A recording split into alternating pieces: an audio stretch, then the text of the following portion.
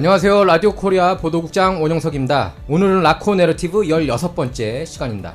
오늘 패널로 이황, 심연아, 전예지, 곽은서 기자가 나와 있습니다. 안녕하십니까? 안녕하십니까? 네, 오늘은 첫 번째 주제로 실리콘밸리 은행 파산 파문, 두 번째 주제는 넷플릭스 다큐멘터리 나는 신이다.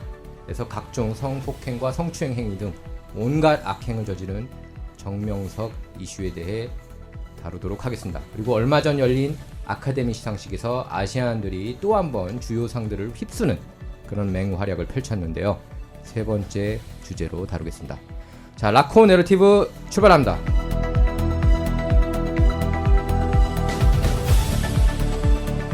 네, 김나연 기자가 가장 최근에 쓴 기사를 토대로 저희가 얘기를 하도록 하겠습니다. SVB 사태예요. 자산 규모만 2,100억 달러에 이르는 실리콘밸리 은행 파산으로 실리콘밸리 스타트업 업계의 몸값 하락도 불가피하다는 전망이 나왔다. 최근 가장 비싼 스타트업으로 촉망받던 샌프란시스코에 본사를 둔 간판 결제 서비스 업체 스트라이프조차 몸값이 절반 가까이 떨어지면서 스타트업의 어려운 실정을 그대로 보여준다는 평가다. 최근 SVP 실리콘밸리 은행 파산 사태까지 터지면서 전반적인 투자 심리가 위축돼 스타트업 생태계가 더 흔들릴 것으로 내다보고 있다. 이런 기사를 라디오 코리아 김나연 기자가 썼는데요. SVB 사태 지금 계속 후폭풍이 가라앉지 않고 있는데 황 기자 어떻게 보십니까? 좀 주식에 관심이 많잖아요. 네? 아, 이 남들이 오해하시게 제가 한 수십만 불 굴리는 줄 아시겠어요. 누가 물어보더라고요. 아, 네. 뭐 그런 건 아니고 그냥 제가 개인적으로 이제 돈 굴러가는데 관심이 많아서 네네. 그런지 모르겠는데 이제 SVB라고 하셨는데 이제 한국어로 직역을 하면 실리콘밸리 뱅크죠. 이 어떤 사태였는지부터 좀 짚어볼 필요가 네. 있겠는데요. 이 아까 2,100억 달러라고 하셨는데 자산이 그 경영이 이제 팬데믹 전에는 이 실리콘밸리 뱅크가 700억 달러가 정도가 자산이었다고 해요.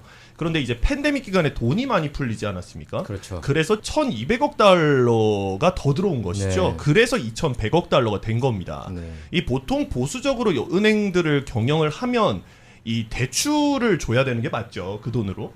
그런데 이제 그때는 실리콘밸리 뱅크가 이 기간에 돈이 많이 풀렸으니 이 돈은 단기간 내에 빠질 수도 있겠다. 네. 그래서 굉장히 보수적으로 접근을 합니다.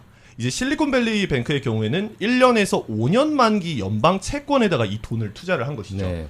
그런데 최근에 이제 연준이 금리를 올리기 시작하지 않았습니까? 엄청 올렸죠. 예, 이 전문가들에 따르면은 이 연방 채권 같은 경우에는 수익률이 오르면 그만큼 채권 가격이 떨어진다고 합니다. 그렇죠. 다시 돌아와서 이 실리콘밸리 뱅크 자산 가운데 1,750억 달러가 예금이었어요. 그런데 이제 창업 투자사들 대부분이 이 예금주였고요. 그런데 이제 시장이 힘들어지니까 자금이 필요했고 이제 예금을 슬슬 빼기 시작합니다. 이 예금이 빠지니까 은행에서는 자연스럽게 가지고 있는 자산 가운데 채권을 팔아서 줬겠죠. 네. 근데 이제 마이너스인 상태에서 이제 채권을 팔기 시작하다 보니까 네. 계속 적자가 쌓이기 시작한 겁니다. 그것부터가 비상이었던 것 같아요. 채권을 팔기 그렇죠. 시작한 그래서 거. 그죠? 금융감독국에서 이제 얘기를 하죠. 야, 너희 이렇게 자산이 자꾸 마이너스가 되는데 라고 하는데 이제 그래서 불안감이 시작된 것이죠. 그때부터 이 은행 위험한 거 아니야 해서 뱅크런이 시작된 네. 것이죠. 뱅크런이라는 건 이제 짧은 시간에 많은 사람이 인출하는 게 뱅크런인 거죠. 그 이제 속된 말로 야, 뱅크가 큰일 났으니 달려가자 뭐 이런 그렇죠. 거 아니겠습니까? 그렇죠. 이거 문제가 많을 것 같다. 빼자. 네. 돈 빼자. 이런 얘기죠. 요나 기자 어떻게 보십니까? 네, 말씀하신 대로 뱅크런이 이번 사태의 가장 큰 원인이었다고 해도 과언이 네. 아닙니다. 이 뱅크런이 이제 각 은행에서는 이제 예치를 해둬야 되는 그런 부분 준비 지급 제도라는 게 있습니다. 그래서 한국에서는 보통 7% 정도 유지를 하고 있는데 미국은 조금 뭐 주마다 또 은행마다 조금 다르긴 한데 한 평균 10%를 지금 예치금으로 갖고 있게끔 한다고 합니다. 근데 이제 보통 그거를 굴리고 뭐 대출을 해서 이자를 받고 이렇게 해서 수익을 내는 게 보통 정상적인 건데 이번에는 이제 또 뱅크런이 갑자기 몰리다 보니까 이제 예치금이 부족해서 그래서 국채를 뭐 그렇게 안전하다고 하는 뭐 국채를 또 판매를 하긴 했지만은 그래도 18억 달러의 규모의 손실을 얻었다고 합니다. 그래서 한 전문가는 이 포트폴리오를 조금 이제 대출과 관련된 이 포트폴리오를 조금 더 다르게 배치를 좀 하고 만기 기간도 대출을 했던 그 만기 기간도 조금만 조율을 했었으면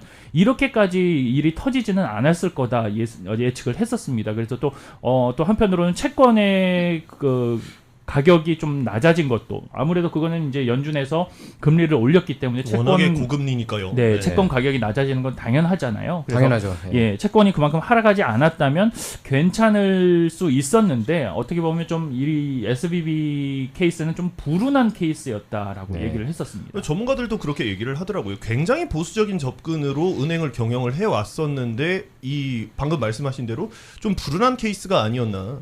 근데 SVB 은행 그 이사진들이 금리가 곧 낮아질 거야 이렇게 좀 햇빛 전망을 했었대요. 그게 또 문제가 됐다고 그럽니다. 자, 그래서 보면은 그 에어비앤비하고 우버 이런 유명 벤처 기업 초기 자금을 많이 대줬다고 그래요. 그 네. SVB 은행이 보면은 이제 미국 4대 은행 주식들도 초반에는 다 폭락을 하지 않았습니까? 그랬었죠. 근데 지금은 예금을 갑자기 이제 다 그 빅 은행들, 빅 6개 은행한테 다 몰리고 있대요. 이런 거 보면은 좀 참 세상이 불공정하다. 이렇게 그 또 구제금융 해주지 않았습니까? 그렇죠. 2008년에. 그래서 좀 세상이 참 불공정하다. 이런 비판도 나오고 있는데 거기에 대해서는 근데 쉽게 얘기하면 이 중소은행은 아무래도 좀 리스크가 대형 뭐 예를 들면 BOA라든가 뱅크 오브 아메리카라든가 체이스 그다음에 뭐 웰스파고라든가 그런 시중은행들이랑은 게임이 안 되는 은행들이죠. 그렇죠. 자산 규모가 네. 다르니까요. 그렇게 되면 이제 저희가 속된 말로 대마불사라고 합니다. 절대 네. 큰 주식들은 망하지가 않는다. 맞아요. 뭐 그런 그런 얘기가 있는데 too big to fail이죠. 네. 아 그렇죠. 네네 정확하시죠. 네. 예. 근데 이제 대마불사라는 얘기를 놓고 봤을 때 당연히 지금 그 중소은행들이 불안하면 그 돈을 빼서 대형은행으로 가면 절대 안 망할 거니까 네. 그 안전자산에 투자를 하는 그런 것이죠. 거죠. 그런 거 이제 그 불안하니까 그렇죠. 불안한 심리가 다 이제 안전한 대로 이런 데 넣으면은 절대 안 망하겠지. 예를 들면 뱅크 오브 아메리카, 그렇죠. 아니면 체이스, 그렇죠? 자, 은서 기자 어떻게 보세요? 아시다시피 실리콘밸리가 벤처기업이나 스타트업 대상으로 같이 가는 그런 특수성이 있는 은행인데요. 네. 특수성이 있는 만큼 인플레이션 같은 상황에 벤처기업이 어려워지면 같이 어려워지고 또 지금 금리가 급격하게 오르면서 채권 가격도 같이 하락했잖아요. 스타트업이 예금 인출을 하니까 뭐 손해를 무릅쓰고 어쩔 수 없이 실리콘밸리 은행이 채권을 팔았다가 지금 파산한 현상이 나타났는데 지금 경제가 어렵다 얘기가 나오는 이런 현상에도 좀 이바지할 이슈가 되지 않을까 하는 생각에 걱정스럽습니다. 네, 그렇군요. 자, 저 스타트업 투자 작년까지 활발했어요. 그래서 그 예금이 늘고 대출 줄고. 그렇죠. 그렇죠. 그래서 예금을 장기 채권에 투자했는데 이제 이게 발목을 잡았고요. 그래서 SVB 포트폴리오를 보면은 절반가량이 국채에 들어가 있었습니다. 근데 그래서 연준을 많이 하거든요. 이거는 완전 연준 잘못이다. 거의 그렇죠. 100% 연준이다라는 얘기까지 나와요. 그 금리가 이렇게 상승하면서 원래 제로 수준 아니었습니까? 그렇죠. 제로 수준이었다가 4.75%까지 이렇게 급상승했는데 이거는 피할 수 없는 것이었다. 국채가 폭락하면서 재무 건전성이 내려갔죠. 또 특히 이제 바이든 정부도 여기에 어느 정도 영향을 미쳤다. 악영향을 미쳤다. 그런 얘기가 많이 있습니다. 사실 바이든 정부가 들어서면서 트럼프 전 정부하고 가장 다른 게 뭐였어요? 화석연료 때리기였거든요. 네. 그 대체 에너지, 얼터너티브 에너지를 좀 더 강조하지 않습니까? 바이든 정부가. 그래서 유가 급등을 가져왔어요. 화석연료를 탄압하면서 시추 작업 많이 금지시켰고 알래스카에서도 시추 작업 금지시켰고 키스톤 파이프라인 같은 경우는 그 전에 이제 오바마 정부가 금지시켰다가 트럼프 정부 때 부활시켰다가 바이든 정부 들어서 다시 금지시켜가지고 이게 그 키스톤 파이프라인 사실 민주당 진영에서도 이건 했어야 된다는 사람이 많이 있어요. 기름값 그리고 천연가스 가격을 낮추기 위해서. 그래서 미국이 사실 에너지 독립이 가능한 국가인데 그리고 트럼프 전 정부 때 72년 만에 에너지 독립 이뤄냈거든요. 근데 매번 이렇게 이제 다시 중동한테 저희가 의존을 하잖아요. 그럼 유가 급등은 어떻게 뭘 가져옵니까? 인플레이션 가져오잖아요. 그렇죠. 그럼 그거는 과학이에요, 과학. 인플레이션 가져오고 시추 작업 금지하면서 그다음 화석 연료 때리기. 인플레이션 가져오면 어떻게 해요? 당연히 금리를 당연히 올려야 돼요. 금리를 올리죠. 그럼 금리를 올리면은 경제를 둔화시킬 예. 수밖에 없죠. 그럼 금리를 올리면은 국채 어떻게 됩니까? 떨어지죠. 떨어지죠. 그러니까 SVB 사태는 이거는 누가 봐도 전망할 수 있었다 이런 예견된 얘기까지 나오고 있어요. 사태였죠. 예견된 사태인데 네. 어떻게 이걸 그냥 가만히 방관하고 있었냐 이런 비판이 어떻게 많이 보면 있습니다. 연준이 병 주고 약 주고 하는 그렇죠. 케이스가 돼버렸습니다. 근데, 왜냐하면 네, 예, 말씀하십시오. 이게 뭐 이번에 이제 SBB 예금자의 한 93%가 개인이 아니다 보니까 기업이다 보니까 이 예금 보호 대상자가 아니었습니다. 미국에서는 예금자 보호 한도가 25만 달러로 네. 책정이 돼 있거든요. 근데 이번에는 다 네. 준다고 그러지 않았어요? 25만 달러 이상도? 그렇죠. 예금 인출자 모두 다 전액을 보장을 하겠다고 얘기를 한 겁니다. 예. 자기들이 금리를 올려가지고 이 사태를 이렇게 만들어 놓고서는 네. 또 돈을 다 주겠다고 합니다. 그리고 예. 이번에도 또 부자들 살려주기가 아니냐 이런 비판이 그렇죠. 많이 있어요. 왜냐면은 SVB 실리콘밸리 은행에 입금한 사람들이 대부분 엄청난 부자들이래요. 물론 뭐 아주 소수들 있긴 있습니다. 그 중에 한 분은 그 코로나19 팬데믹 때 자기 일자리를 잃고 스몰 비즈니스 시작해가지고 이렇게 성공하신 분들도 있긴 하지만 대부분이 이렇게 그 부자들이라고 그럽니다. 근데 그 사람들을 또 이렇게 챙겨주는 거 아니냐 이런 비판도 나오고 있어요. 자, 예지 기자, 이번 사태 어떻게 보십니까? 저는 좀 근본적인 문제로 보면 일단 실리콘밸리 은행이 스타트업 이제 신장 기업들에 많이 이렇게 투자를 해주고 있잖아요. 근데 이제 실리콘밸리 은행이 상징하는 어떤 문화적인 자산 또는 이런 신뢰의 선순환이 좀 무너졌다는 생각이 들었어요. 실리콘밸리 은행이 벤처 캐피탈이나 P를 신뢰하고 서로 신뢰성을 가지고 또 벤처 캐피탈은 스타트업을 신뢰하고 때문에 은행이 스타트업을 신뢰할 수 있는 이 선순환이 깨지면서 사실 은행은 실리콘밸리 내에서 가장 큰 규모기도 하고 방금 말씀하셨던 것처럼 우버나 에어비앤비처럼 처음엔 스몰 비즈니스 청년들이 이렇게 하는 창업한 거를 크게 키워줄 수 있는 은행 중 하나였는데 네. 이게 무너지면서 서로 신뢰도 깨지고 하는 부분이 이 업계에 잔잔하게 미치는 영향들은 지속될 수 있다고 보여서 예. 좀 우려스러운 부분이라고 생각이 들어요. 네.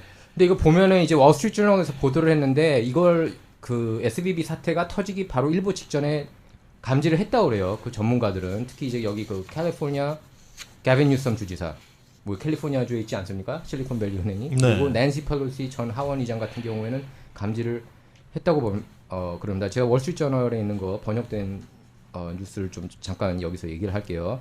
자, 민주당에 막대한 기부금을 냈던 실리콘밸리 큰 손들이 스타트업 줄도산을 미리 우려해서 로비에 나섰다.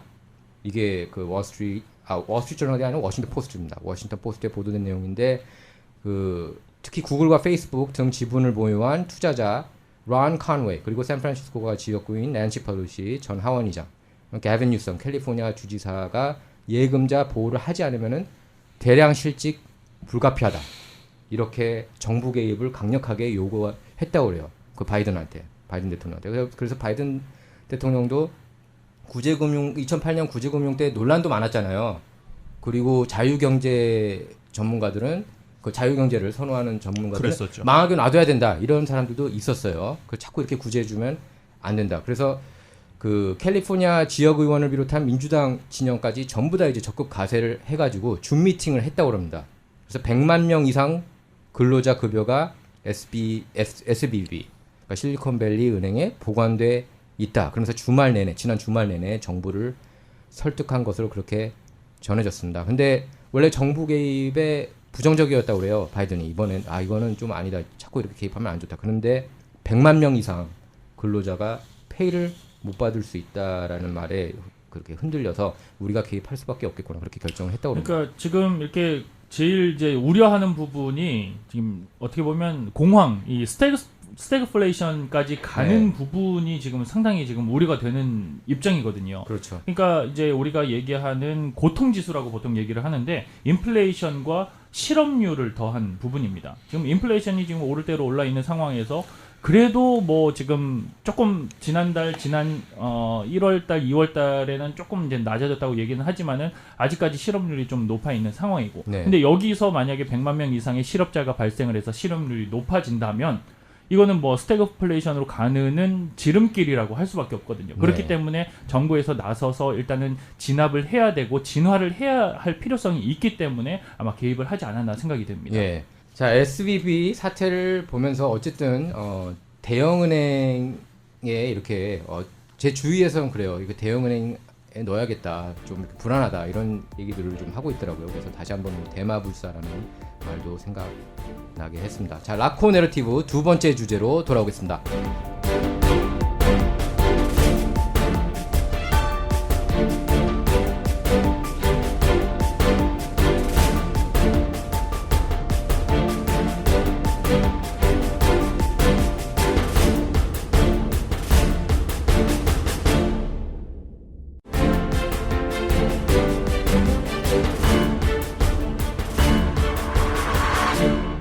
라콜 내러티브 두 번째 주제입니다.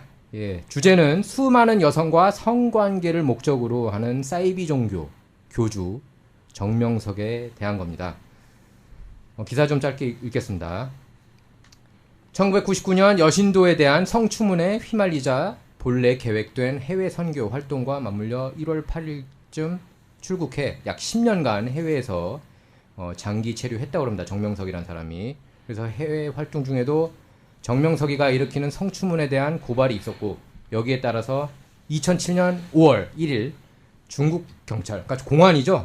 네, 공안에 그렇습니다. 의해 검거돼서 10개월간 조사를 받았고 이후 한국과 중국 간 범죄인 인도 조약에 따라서 사법부 인도로 2008년 2월 20일 한국에 들어와서 강간치상, 강간, 강제추행 등 혐의로 10년형을 받았습니다. 이 정명석이라는 사람이. 그래서 중국에 체류했을 때 신도들로부터 받아 불린 돈을 바탕으로 중국 안산시 지방관료와 연주를 만들었기 때문에 중국 공안으로부터 비호를 받기도 했지만 다수의 중국 여성 성폭행 혐의까지 밝혀졌어요. 그러면서 이제 중국 중앙정부가 정명석을 잡으라고 지시하면서 중국 공안이 움직였다고 합니다. 자, 요나 기자, 네, 다큐멘터리 봤어요? 봤습니다. 네. 네, 저도 봤습니다. 네. 이게 참 충격적이 아닐 수가 없었었고 저는 이 다큐멘터리를 보고 또 이 내러티브를 준비를 하면서 자료 조사를 하면서 정말 밥을 먹기가 힘들 정도로 네. 너무 좀 기분이 안 좋고 역겨웠죠? 너무, 예, 좀 그랬습니다. 그게 참 여기 이번에 넷플릭스 나는 신이다에 이제 JMS를 고발한 이 김도형 교수가 큰 역할을 했는데요. 그런 것 같아요. 네. 이 김도영 교수의 말에 따르면 김도영 교수의 아버지도 JMS로부터 테러를 당했습니다. 네. 예, 그래서 참 그 후에 2018년에 이제 돌아가시긴 하셨지만은 야구 배트로 맞았죠. 네, 그렇죠. 뭐 쇠파이프, 야구 파이프 쇠파이프인가요? 예. 이제 오른쪽에서 이제 차 안에서 테러를 당하셨기 때문에 안타깝더라고요. 예. 뭐 오른쪽 이 앞면과 그리고 장기가 많이 지금 손상되셨고 거의 JMS가 그렇게 한 걸로 봐야겠죠. 아직 그 거의 뭐 확실하고요. 네, 네. 그 증거가 그때 당시 이제 김도영 교수가 이제 그 다큐멘터리에서 얘기하지 않았던 부분은 저는 좀 오늘 조사를 좀 많이 해왔거든요. 그 당시 이제 아버지가 테러를 당하고 이제 분당에 있는 서울대 병원으로 이제 이송이 됐습니다. 그래서 얼굴을 다쳤기 때문에 정형외과가 아니라 성형외과로 갔는데 그 당시에는 뭐 장기, 간이 막 다 이 손상이 됐기 때문에 전신 마취 자체도 안 되는 상황이었어요.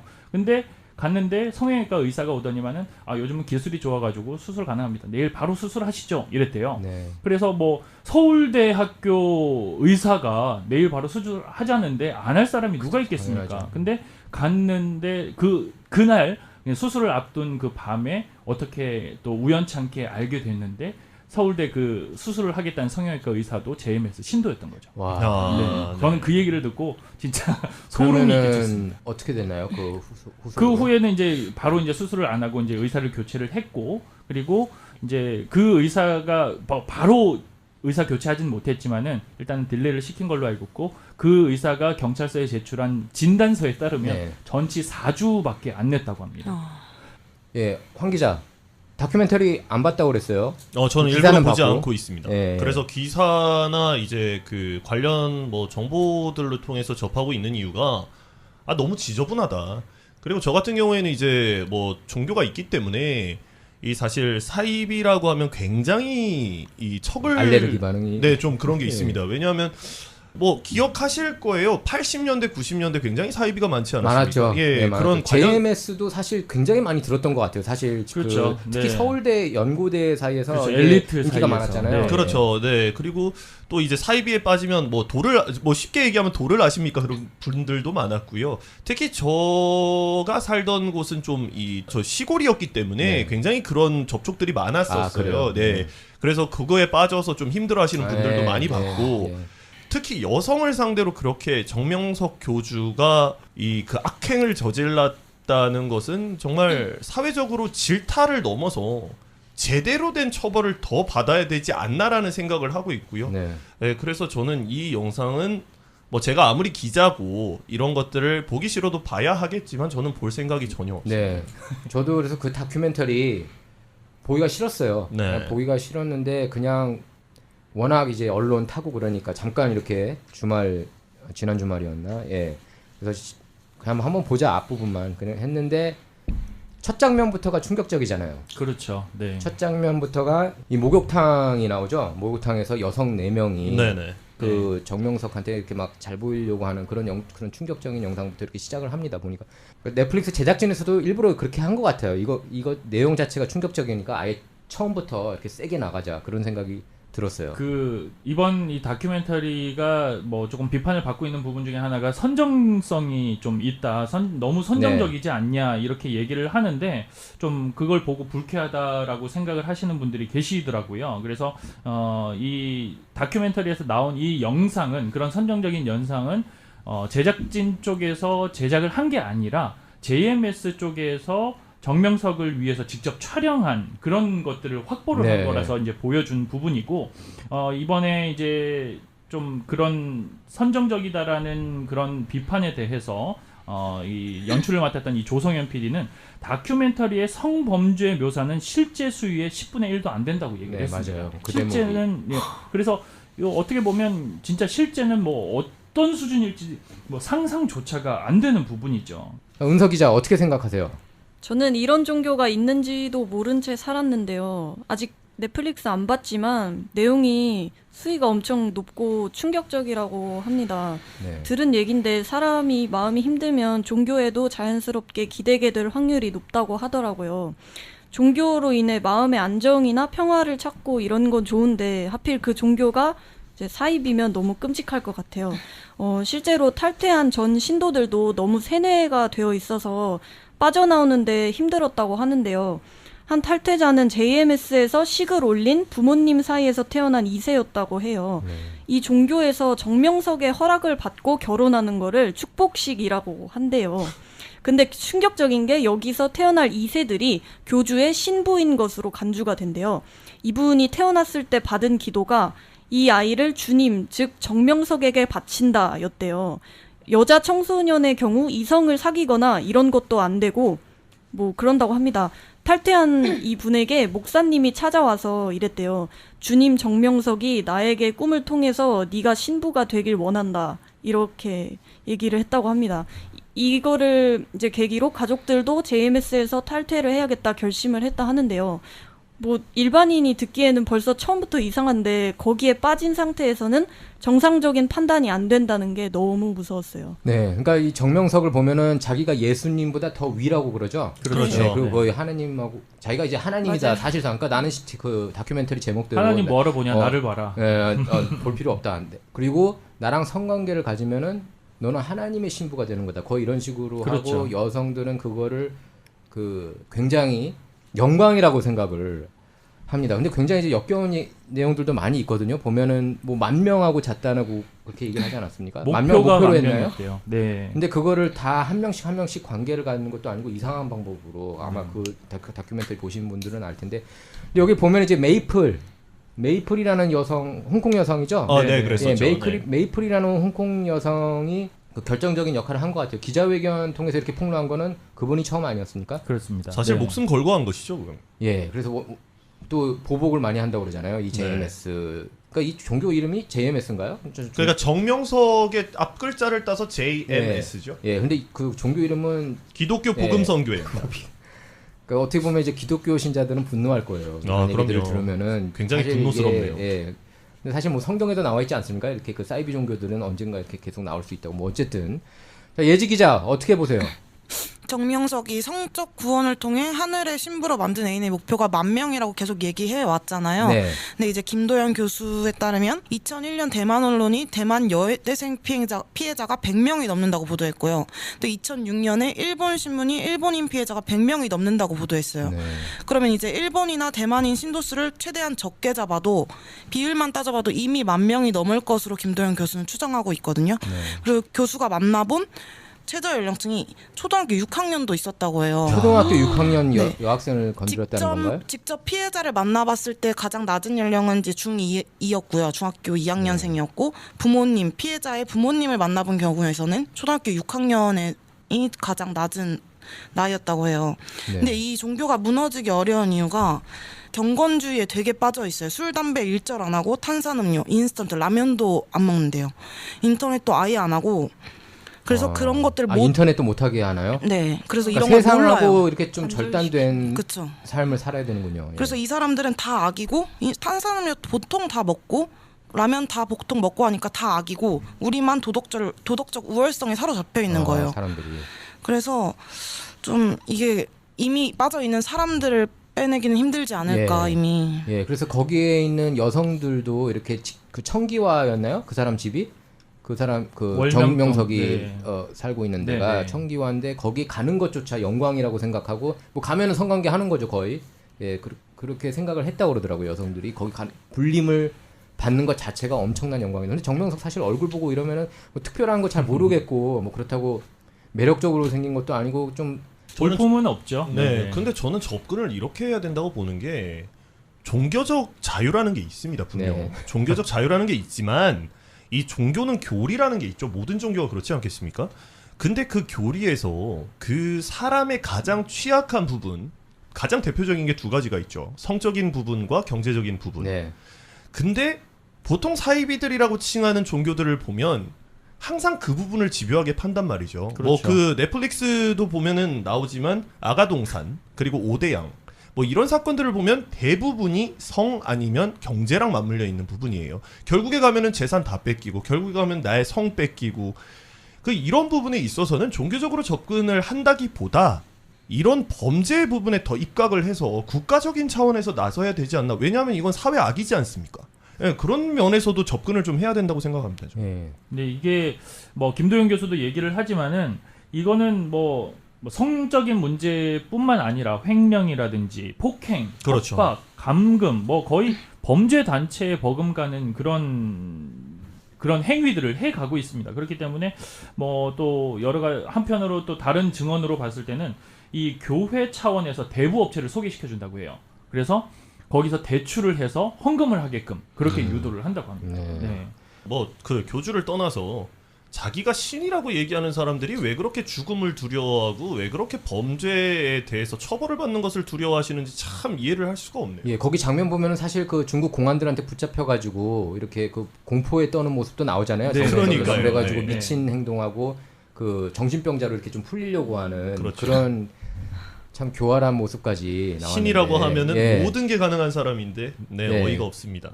JMS는 그럽니다. 지금 JMS 쪽에서는 정명석은 억울하게 감옥에 갔습니다. 그러니까 저 예수님처럼 그렇죠. 그렇게 네. 또 비교하는 거 아니에요? 김도영 그 교수에게 매수된 여자들이 돈을 뜯어내기 위해서 무고한 정명석 총재를 모함한 것이고, 그래서 그분은 시대의 죄를 대신해서 시대의 십자가를 지고 10년 동안 감옥에 계시면서 사탄 마귀를 싸워 이기셨고, 그래서 사람을 구원하셨습니다. 이렇게 네. 얘기를 하고 있습니다. 네. 예지 기자.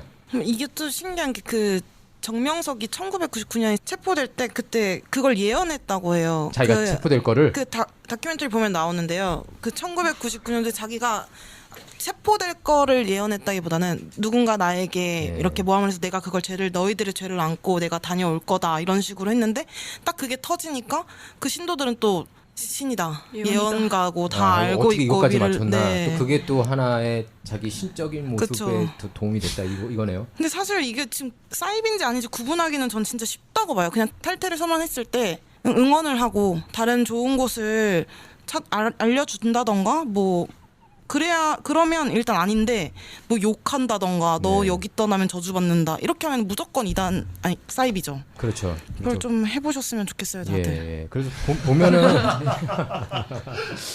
보면은 힘든 처지에 놓인 사람들을 이렇게 공략하는 것 같아요. 보면 뭐 사실 사람이 이렇게 힘들면은 그렇죠. 어딘가에 이렇게 지푸라기라도 매달리고 잡고. 싶고, 예. 그러니까 메이플은 보니까 누구 영상을 통해서 이렇게 봤다고 그래요. 그 정명석이 이렇게 그 설교라는 표현도 하기 그래 말하는 걸 이렇게 얘기를 해요. 그 하나님이 너를 무한하게 사랑한다.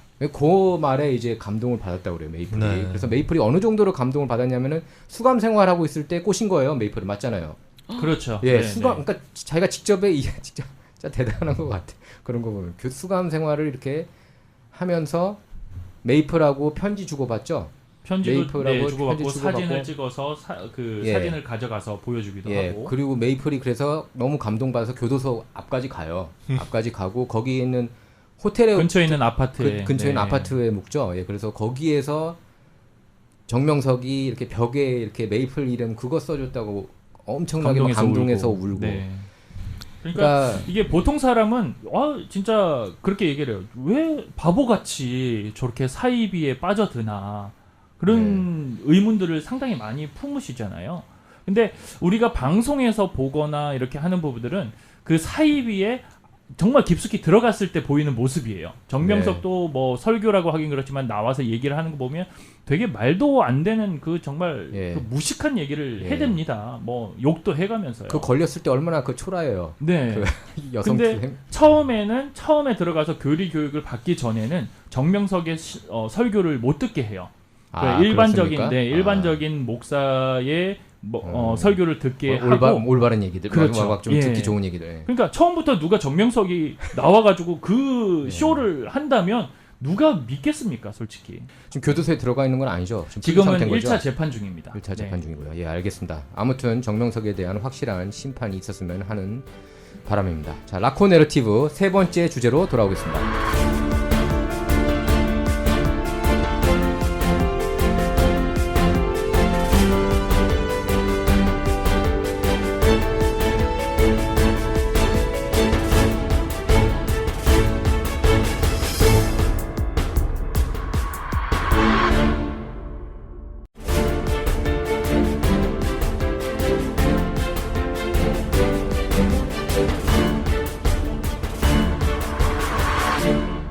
자, 라코 내러티브 세 번째 주제는 아카데미 시상식 뒷얘기입니다.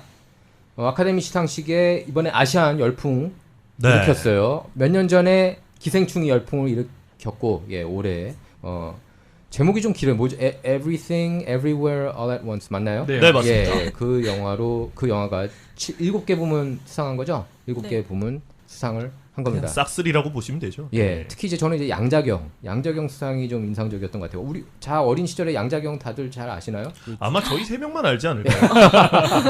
저 처음에 이름도 중국인인 줄 알고 예. 한국 양쯔충. 네 그거 네. 저는 요새는 좀 약간 한인이라는 중국식으로 거고. 발음을 이렇게 나오는 것 같아요. 성룡도 청룡? 네, 청룡이라고 나오고요. 예, 네. 예, 예. 그게 이 요즘에 좀 그런 표기법을 각 국가별로 해서 맞춰서 하는 것 그냥 같아요. 오리지널 발음. 예전에 터키를 지금 그쵸. 튀르키예라고 튀르키예. 예, 하는 것처럼. 네. 맞아요. 근데 양자경 사실 저는 이제 80년대, 90년대 그때가 생각이 나요. 제 친구들이 되게 많이 좋아했어요. 아, 그럼요. 뭐 네. 화려하죠. 네. 예, 양자경 특히 예스 마담 그리고 네. 어떤 일각에서는 약쿵호 실력이 성룡보다 더 뛰어난 것 같아요. 워낙 액션이 되게 화려했잖아요. 사실 그렇죠. 뭐 여성 액션 중에는 최고봉이라고 할 수 예, 있죠. 예. 그래서 어떻게 저렇게 몸 한 살이고 저 대역 아니야? 근데 대역을 거의 안 썼다고 그래요. 보면 저 영화 봤는데 솔직히 재밌진 않았어요. 저는 개인적으로. 근데 그게 열풍을 일으키고 있다는 건 작년부터 알았습니다. 왜냐면 제가 이제 가끔씩 영화 관련 유튜브를 볼 때가 있거든요. 근데 보니까 와 이거 정말 최고의 영화다 이렇게 극찬을 하더라고요. 저는 그걸 잘 못 느꼈는데 근데 이제 양자경이 이겼다는 게 기분이 좋았고 또 이제 그 조연 나무 조연상 탄 사람 누구죠? 은서 기자. 키위콘 맞습니다. 남자 그 배우가 키위콘. 맞아요. 예, 키위콘이 사실 황 기자는 인디아나 존스 네, 그때 봤죠. 2. 예, 그 인디아나 존스 봤습니까? 네, 네. 인디아나 존스 2도 안 봤어요? 아, 근데 기자하고 그 방금 양자경이나 그분 같은 경우에는 이 은서 기자라든가 예지 기자가 좀 보긴 힘들었던. 그렇죠. 예, 근데 뭐 그때. 할리우드에 나중에 오긴 했잖아요. 본드 걸로도 출연을 했고 그렇죠. 네. 와우 장룡도 양자경 나온 거 아닙니까? 네, 맞습니다. 맞습니다. 예, 그래서 그 다른 그리고 몇 년 전에 Crazy Rich 아, 맞습니다. Asian 예. 거기도 엄마 역할로 이렇게 나와서 그 굉장히 매서운 엄마. 그러니까 연기도 잘해요. 연기도 잘하죠. 잘하고 액션도 네. 잘하고 정말 다방면으로 이렇게 그 뛰어난 분이고 또 미스 말레이시아 출신 아닙니까? 맞습니다. 그렇죠. 예. 예, 뭐 미모도 빼어나고 지금 60이죠. 나이가 아, 거의 그렇게 환갑이에요. 됐나요, 벌써? 예, 네. 환갑인데 아카데미상을 이렇게 수상을 여전하시더라고요. 했습니다. 네. 예. 근데 이게 더 대단한 게 이제 여우 주연상을 이 아시안이 받은 게 첫 사례죠. 처음이에요. 그렇죠, 최초죠. 그리고 백인이 아닌 것 사례도 지난 2022년도에 흑인 배우 한 분이 받고 그다음에 이번이 두 번째로 네. 백인이 아닌 여우 주연상이 나온 거라서 네. 좀 더 대단하신 것 같은. 예. 이 영화를 보면은 제가 이제 저도 솔직히 막 보다가 말다 그래가지고 이렇게 좀 이어서 보진 못했어요. 그러니까 그 프로듀싱은 어벤져스의 그 루소 형제 있지 않습니까? 네, 맞습니다. 루소 형제가 만들었잖아요. 그 마블 영화를 지금 레벨로 이끈 분들이 저는 이제 그 루소 형제라고 봐요. 그분들이 그 감독한 영화가 어벤져스 인피니티 워, 그죠? 네. 엔드 게임, 그리고 캡틴 아메리카 윈터 소저, 캡틴 아메리카 시빌 워. 그러니까 마블에서 재밌는 영화는 다 그 루소 형제들이 만들었더라고요. 근데 이번엔 제작진으로 이렇게 참여를 했고, 자 그래서 그 LA 돌비 극장에서 열렸죠. 예, 제 95회 아카데미 시상식인데 총 11개 부문 후보에 이렇게 이름을 올렸습니다. Everything, Everywhere, All at Once가. 그래서 감독이 다니엘 쉐이너트가 이렇게 감독을 했고, 나무조연상, 여우조연상, 각본상, 편집상, 감독상, 여우주연상, 작품상까지 이렇게 대단한 싹쓸이하는 그런 기염을 토했습니다. 그래서 그 Everything, Everywhere, All at Once 영화 잠깐 보면은 아메리칸 드림을 쫓아서 미국에서 세탁소를, 그러니까 이민 가정 얘기 좀 다뤘어요. 그래서 예. 요즘 그게 잘 먹히네요. 예, 이민가정 얘기. 몇 년 전에 미나리도 그렇죠. 그게 좀 예. 통한 거죠. 그래서 이민 가정인데 아메리칸 드림을 쫓아서 미국에서 세탁소를 운영하는 이민 가정의 모습을 멀티버스는 아시죠? 네. 이게 세상 왔다 갔다 하면서 맞습니다. 멀티버스 출발 지점 아닙니까? 그 인피니티 워로. 네, 맞죠. 엔드 게임 때 멀티버스 본격적으로 들어갑니다. 어쨌든 그 멀티버스 설정에 접목해 그려낸 작품입니다. 그래서 연출이 독특하다. 그리고 배우들이 연기력이 대단하다. 그러니까 각종 스토리가 많아요. 여기에는 또 양자경을 어린 시절부터 알았던 사람들은 그래서 이 영화를 봤고, 근데 여기에 또 이제 레즈비언 스토리도 좀 나와요. 그 LGBTQ 어젠다 푸시하고 있지 않습니까? 근데 저는 이거 보면서 굉장히 수상에다가 영화를 맞춰서 만들지 않았나라는 생각이 들었어요. 아, 그래요? 요즘에 좀 핫 이슈는 다 들어있지 않습니까? 그러네요. 뭐 LGBTQ라든가 아시안이라든가. 그런 지적도 있었습니다. 네. 거기 보면 이제 딸이 레즈비언으로 나왔던 걸로 기억을 하는데 그거를 이제 품는 네. 그런 스토리도 여기에 담겨 있습니다. 뭐 그래서 그 각본상하고 감독상 수상한 다니엘 쉐이너트 감독은 뭐 어릴 때 상을 받는 환상이 있었는데 이렇게 직접 받게 돼서 꿈만 같다. 이렇게 얘기를 했어요. 근데 저는 이제 양자경도 그렇지만 그 키호이 콴인가요? 키오이 콴. 네. 키호이 콴이 어렸을 때 그 인디아나 존스 2, 저는 인디아나 존스 시리즈 중에 인디아나 존스 2, 템플 오브 둠이죠. 하여튼 2가 제일 재밌었습니다. 그리고 거기서 숏 라운드라고 나오는 캐릭터로 나오는 게 바로 키호이 콴인데 그때만 해도 이 친구는 되게 크게 뜰 것 같다. 맞아요. 그런 느낌 받아서 또 구니스로도 히트쳤고 그럼요. 예. 구니스에도 그 중심 역할을 했거든요. 그래서 굉장히 맹활약할 것 같다 그러는데 딱 그 두 편이 끝이었죠. 그 뒤로 안 사실상. 나왔죠. 예. 네, 나오긴 했는데 되게 뭐 조연 아니 엑스트라 네, 빛을 못 이런 봤어요. 식으로 네. 나오고 본인도 굉장히 힘들었다고 합니다. 그러면서 이제 USC 영화학 전공하고 무술 감독으로 계속 활동해 왔다고 합니다. 그러다가 그 이 친구의 부인이 그러니까 매번 이렇게 오디션 보면은 다 잘렸대요. 예, 다 잘려가지고 나는 이제 더 이상 이걸로는 안 되나 보다. 영화 배우가 꿈이었는데 이거는 안 되나 보다. 그래서 이제 무술 감독을 했는데 그 어디를 보면서 이렇게 꿈을 품게 됐냐면은 Crazy Rich Asian이 뜨는 걸 보고 네. 아시안들이 이제 통하는구나. 그리고 그 이후로 기생충도 있었고 네. 오징어 게임도 있었고 그렇죠. 한류도 미나리도 있었고. 그러니까 영향을 미친 한 몫을 거예요. 했죠. 예, 그래서 그 Everything Everywhere All at Once 오디션을 봤다 그럽니다. 오디션 너무 잘 봤대요. 그래서 자기 그 부인한테도 이번에는 어쩌면은 뭔가 좀 느낌이 있다. 좀 그리고 아시안 이 웨이브도 있으니까. 그래서 그 부인이 이건 그 캐릭터를 설명하니까 이거는 당신을 위해서 만든 거다. 이 배역은. 그렇게 얘기를 했어요. 근데 제가 영화를 봤는데 연기 정말 잘했어요. 근데 그 미궁의 사원에 나오죠. 예. 그게 그 인디아나 템플 오브 존스 미궁의 사원? 에 나오는데 네. 그때 캐릭터가 너무 세가지고. 셌죠. 네, 너무 세서 예. 어떻게 그 이미지에서 벗어날 수 없어서 그런지도 몰랐을 거예요. 정말 재밌었어요. 저는 웃겼어요. 그 친구가. 그럼요. 거기서. 예. 예. 얼마나 케미를 줍니까? 예, 그 장면 기억나신지 모르겠어요. 황 기자나 연아 기자. 그 인도인가요? 배경이? 인도죠? 네, 인도죠. 인도였던 걸로 기억하는데 거기도 사입입니다. 예, 근데 그 인도에서 이렇게 음식을 먹는 장면이 나오는데 거기 그 눈 아이라고 그래야 되나요? 예, 원숭이 눈알이죠. 원숭이 눈알 국물이 나오는데 네, 그걸 수저로 이렇게 풀다가 네, 네. 그거 보고 충격받고 딱 수저를 네. 내려놓는 장면이 너무 웃겼어요. 너무 재밌었고. 너무 귀엽죠 또. 원숭이 예. 골이라고. 예, 원숭이. 근데 골. 원숭이 골이죠, 눈알이 아니고. 예. 원숭이 골. 눈은 사람 눈이 모르겠어요. 하여튼 그런 걸 보면서 전혀 공감을 못 하고 있네요 또. 예, 저뭐 무슨 소리 하나 지금 그러는데 지금 예지 기자하고 은서 기자는 인디아나 존스 2는 저는 미국 역사상 가장 그 인디아나 존스 시리즈는 미국 역사상 가장 재미있는 시리즈 중에 하나라고 근데 생각을 해요. 너무 4편은 재미없었는데. 맞아요. 너무 아쉬운 거는 해리슨 포드가 얼마나 갈까. 이번 끝으로 이제 은퇴하잖아요. 은퇴를 그래서 하는데 인디아나 존스 바통을 넘겨줄 거다. 근데 그 인디아나 존스 바통이 지금 여성으로 간다는 얘기가 있어요. 그 영화에서 여성이 또 나오거든요. 여성을 비하를 하는 건 아니지만 그래도 인디아나 존스라는 이미지가 있지 않습니까? 네. 그렇기 때문에 사실 인디아나 존스가 여성이 된다. 뭐 툼레이더도 아니고. 예. 그건 좀 그렇네요. 키워이 콴이 베트남 출신 난민이에요. 그래서 이렇게 얘기를 했습니다. 오랫동안 난민 캠프에 있었고 보트에 타고 이렇게 큰 무대까지 올라왔는데 이게 바로 아메리칸 드림이 아닐까 싶다. 영광을 누릴 수 있게 해줘서 고맙다. 이렇게 얘기를 했습니다. 자, 작년 아카데미 시상식 때 사실 그 논란이 많지 않았습니까? 크리스 락이 윌 스미스한테 맞았죠. 네네. 다들 기억하시죠, 그거는? 네네. 예. 기억을 하지 못할 수가 없죠. 워낙에 큰 사건이었으니까요. 예. 근데 올해는 그런 불상사가 없었는데 이 이슈가 이제 다시 이제 상기가 많이 됐어요. 그 호스트도 여기 이거를 좀 윌 스미스를 좀 빚고 왔죠. 근데 그 윌 스미스가 그 때린 것을 놓고 이제 논란이 많았는데 크리스 락이 얼마 전에 넷플릭스 스페셜에서 윌 스미스하고 그 부인을 대놓고 스탠드업 코미디 스탠드업 코미디에서 이렇게 비판을 했어요. 그래서 속 시원하다 이런 반응이 많았습니다. 요나 기자는 어땠어요?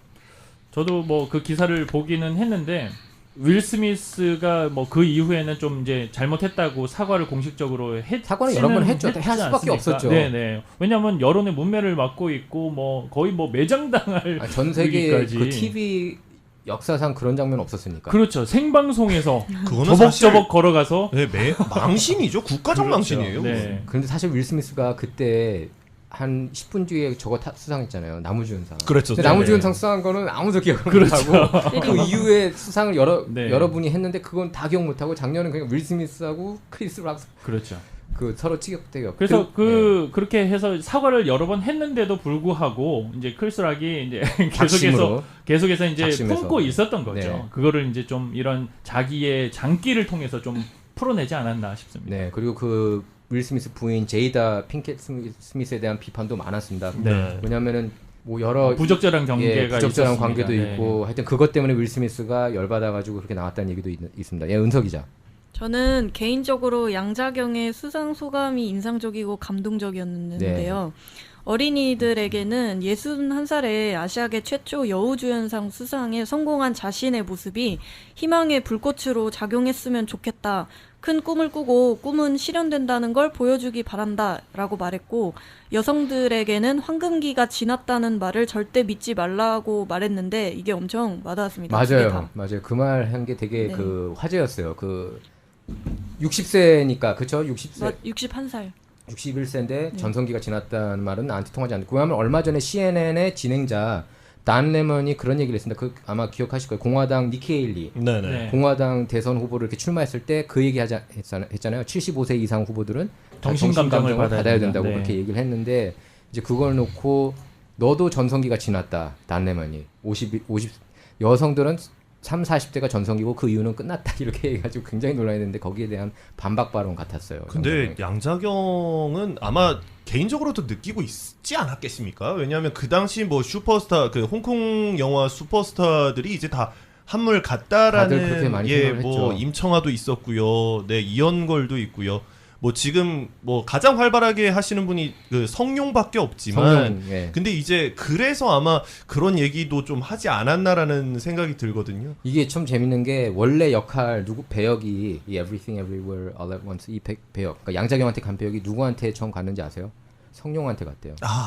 네. 근데 성룡이 안 하겠다고 해가지고 이게 양자경한테 가가지고 양자경이 수상 소감 때마다 이번 아카데미 때는 아니지만 성룡한테 고맙다. 그리고 재밌는 게 그 양자경이 연예계 데뷔했던 첫 무대가 성룡하고 같이 TV 광고 찍었을 때가 그 데뷔작이었다고 그래요. 예, 그래서 그런 에피소드도 있었습니다. 자, 어쨌든 말도 많고 탈도 많은 아카데미상 작년엔 올해는 그런데 아시안들한테 굉장히 기쁜 그런 아카데미 개인적으로 시상식이 굉장히 아니었나 기분이 싶습니다. 좋네요. 네, 저도 그 양자경이 수상한 거 그리고 이름 뭐라고요? 리호이 칸? 키호이. 아 키웨이커 맞네. 키호이컨도 이름이 어려워요. 노모한테 엄마 나 상 탔어 이런 예. 이런 맞아요. 수상 소감을 해서 저도 그게 아, 되게 기분 좋았어요. 인상이 깊었거든요. 그리고 양자경이 그렇게 또 얘기를 했다고 해요. 아까 그 성룡 얘기 하셔서 그런데 네. 성룡이랑 굉장히 영화도 많이 찍었고요. 그럼요. 폴리스, 네. 폴리스 개인적인 스토리도 스토리에서도, 찍었고요. 예. 네, 그래서 양자경이 성룡한테 그런 얘기도 우스갯소리를 했다고 합니다. 당신 나한테 졌어.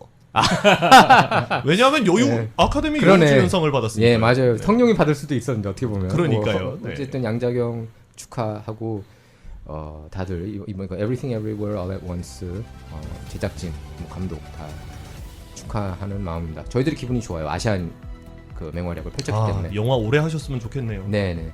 자, 오늘 라코 내러티브 방송은 여기에서 마치도록 하겠습니다. 청취자 여러분 소감은 저희 유튜브 게시판을 통해 전해주시기 바랍니다. 애청해주셔서 감사합니다. 감사합니다. 감사합니다.